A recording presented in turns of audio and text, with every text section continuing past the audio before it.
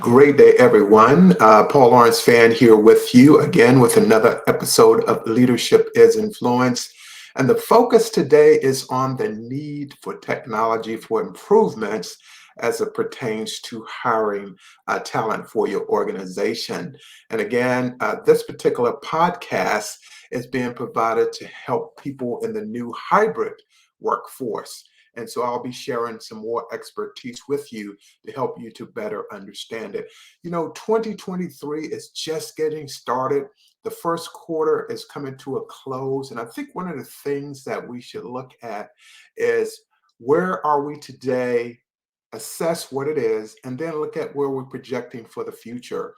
It is not easy for a leader at an organization, whether it's a CEO or president, small business owner, entrepreneurs, to sort this all out. This is bigger than us all. And so it's going to take a lot of understanding. And that's what this particular episode is all about. People think, well, you go out, you hire someone, and that's it. You have them do the work, and that's it. But that's just the beginning. And so one of the things I'll be talking about today is the different functions and strategies that must be integrated and coordinated to hire, develop, and retain an agile and resilient workforce. And there's emphasis on resilience because things are changing at such a fast pace. We know recently that the bank industry was impacted, and that fallout from that, it affects everyone, not only here in the US, but around the world.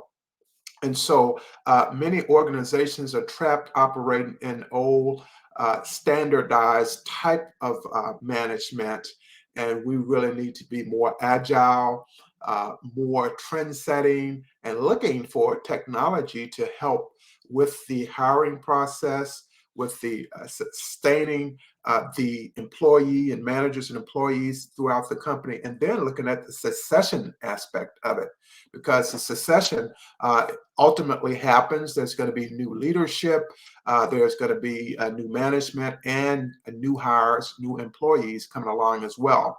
And we're not even talking about the people who are going to leave for better opportunities or retire in place, and then those who are going to become entrepreneurs. So there's quite a bit, and today I want to share it with you. I want to just share a little bit more about me. Of course, I did attend college. I was, first of all, out of 10 children, I'm the first one to graduate from high school, college, receive 2 master's degrees, and then retire out of the military. But as I stated before in the previous episode, I did in fact work 2 years for Mobile Oil Company. And after I retired from the Air Force, I was also a contractor for 2 years before I began speaking. So I do professional speaking. So I give leadership talks on diversity, and also motivational speeches as well, more in that line of work-life balance. And I received a bachelor's degree, a Bachelor of Arts degree in Business Administration, then a master's degree, Master of Arts degree in Business Management, and then I received a master's degree in Contracts and Acquisition Management before I retired from the Air Force, and then a certificate from Georgetown University for Legislative Studies, and that was in support of me working as a Capitol Hill Fellow for a member of Congress in the U.S. House of Representatives. So I always like to share a little bit about myself. So if people are asking, who are you? That I just shared my academic and my work experience with you because I want you to know more about me. So if you're ready, I'm ready. And we're, of course, going to look at the need for technology to help improve talent acquisition, talent maintenance, and then succession. So let's take a look right now at talent management functions most in need of technology for improvements. And we'll get started right away. And about 85% is needed for data analytics. In other words, we know that we're going to be working with and analyzing the company operations. And so when we look at data analytics, it is the one area in which most corporations need more today than ever before, because technology is really running the gambit for every business in every industry around the world. And so that number comes in at 85%, the most need of technology for improvement. The next is learning. So 79%. It is very difficult to get anything done successfully without learning. We all must learn from the top to the bottom, from the bottom to the top, at all points in between, not only with your employees, but also with your vendors, your contractors, subcontractors, both at the state level, working with state governments, local governments, county governments, and metropolitan areas all over the United States and beyond. And so we also want to make sure that we're always learning, and it must be a continuous process in order to obtain and secure the knowledge, the skills and abilities, or the KSAs that people need to do their job, and not only do their job, but do it with excellence at the core of everything that they do. And the next thing is workforce planning. Here in my county where I live at, we have a workforce board, and we also bring people in who are looking for jobs. For example, I live very close to a MGM casino, and at that casino, they actually have an office where they hire people. So people would go there, they would have interviews, job opportunities, and they would have people who are in the management staff that works for this $1.3 billion complex that is close to where I live at right now. And not only that, but we have also the Gaylord National Harbor that is close by as well, where I live here in Maryland, which is only maybe 5 miles from Washington, D.C. So in an environment like this and a community like this is very dynamic. There are a lot of well-educated people. There are a lot of high-income earners, and none of this will come about if there's not workforce planning. And I've seen this play out even when I was on active duty, that they were planning for this huge entertainment complex, or entertainment zone close to where I live. And sure enough, it came to fruition. It came to a lot of voting by the county, by the state, in support of the governor, the mayors, the county executives, and then the people in business, the Chamber of Commerce. Everyone was totally involved. So workforce planning is a big issue, but it also needs updating in most areas. The next thing is team performance.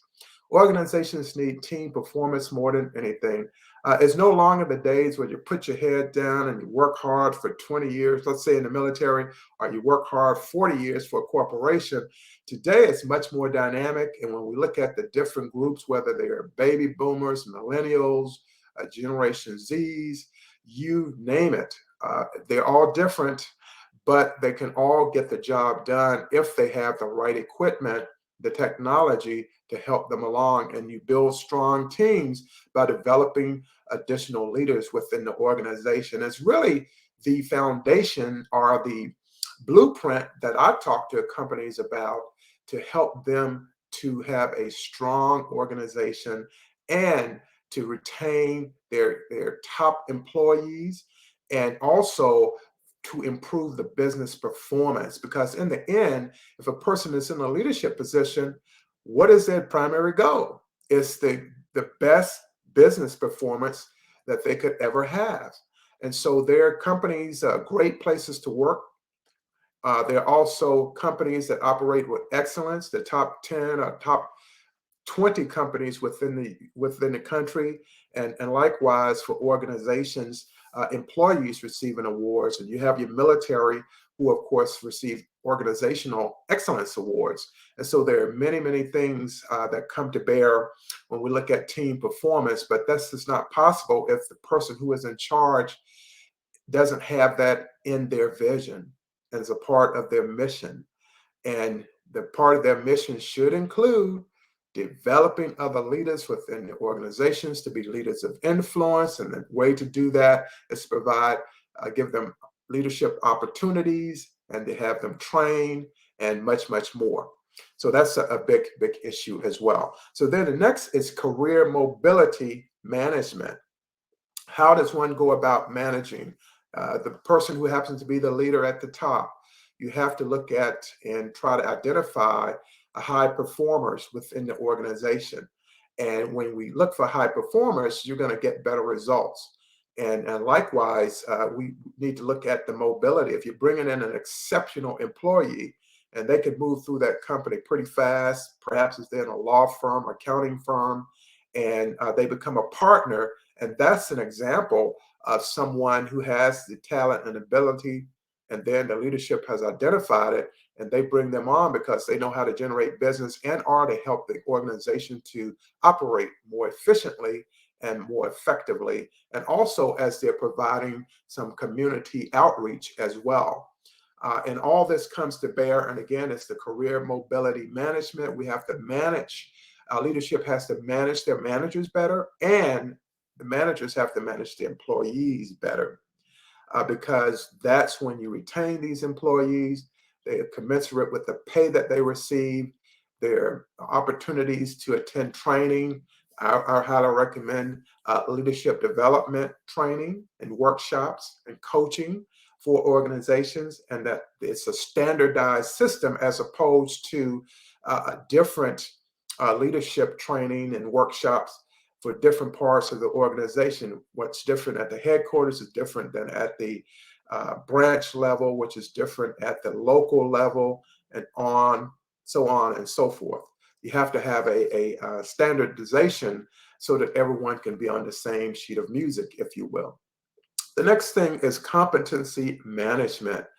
That's up and down the line, from employee to manager to leader.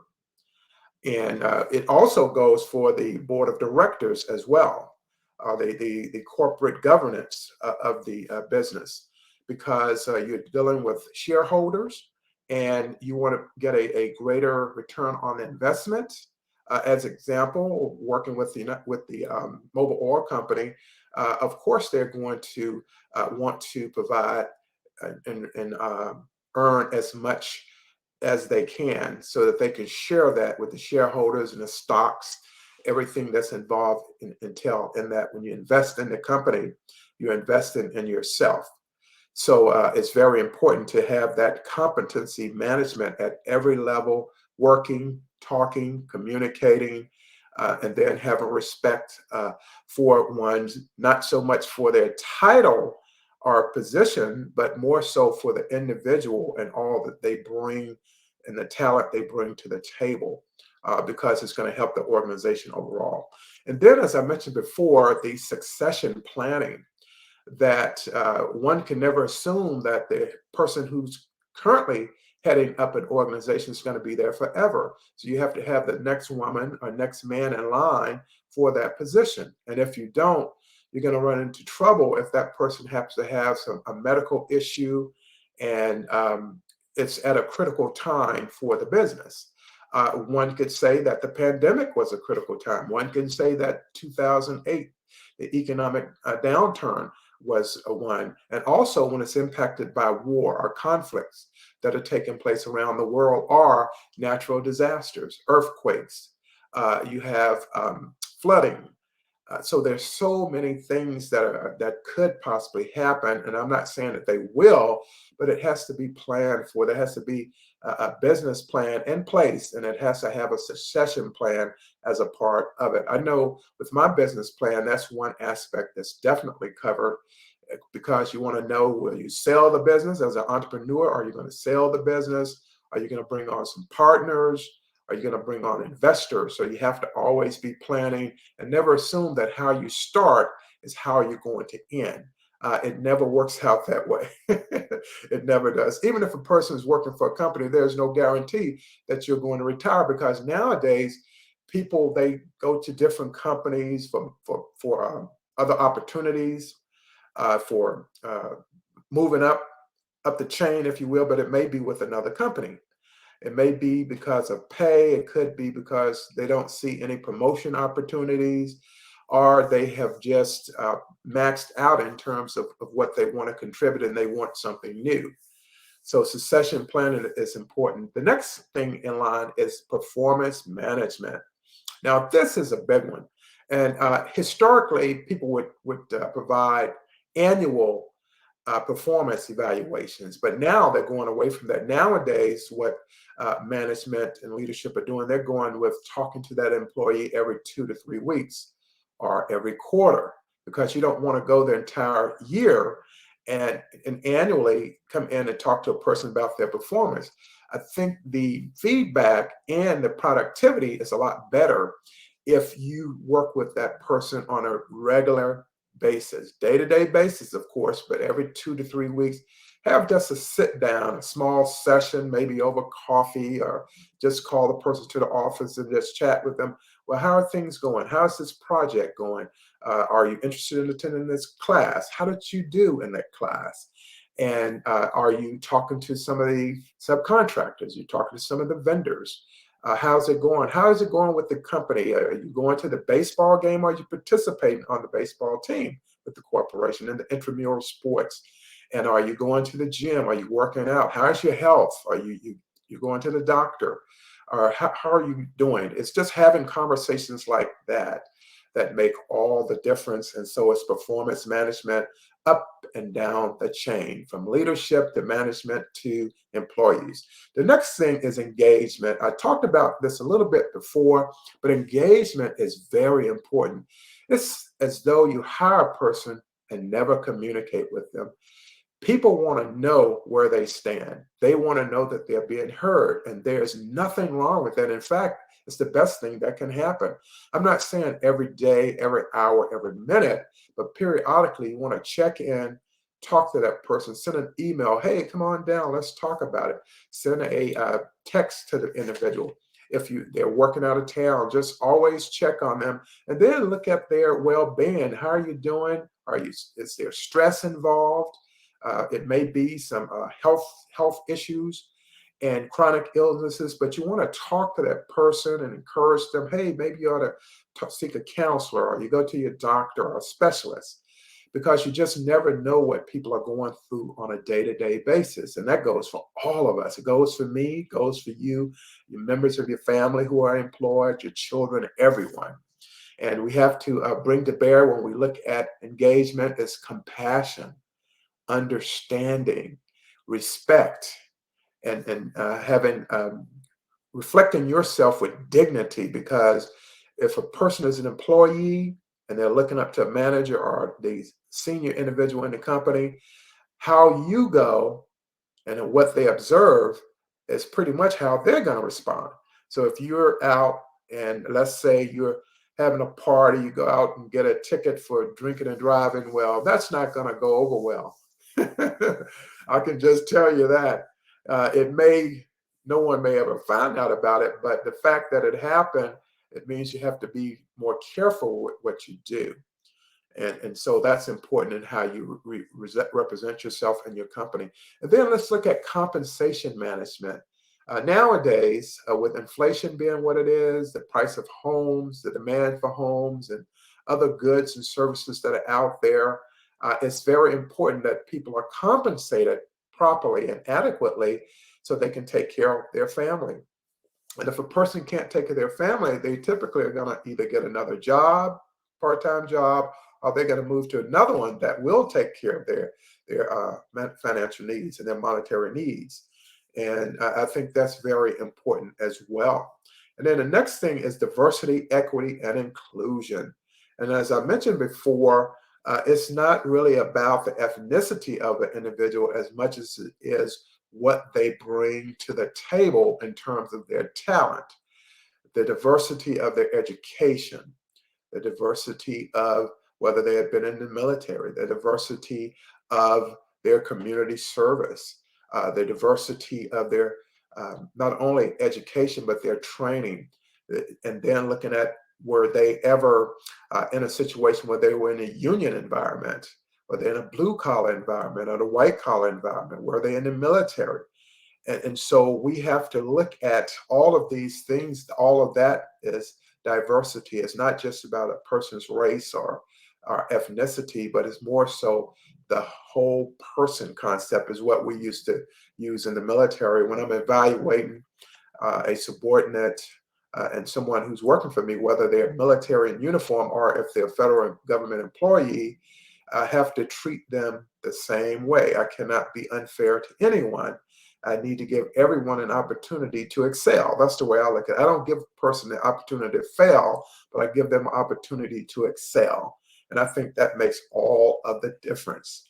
And this is just some of the things I want to discuss today about the talent management functions most in need of technology. And we are at that space now. We're at that space where people are really honing in on what they really want. And if the pandemic didn't do anything else as horrific as it was, people really had the opportunity to find out what they really wanted in life, and they went for it.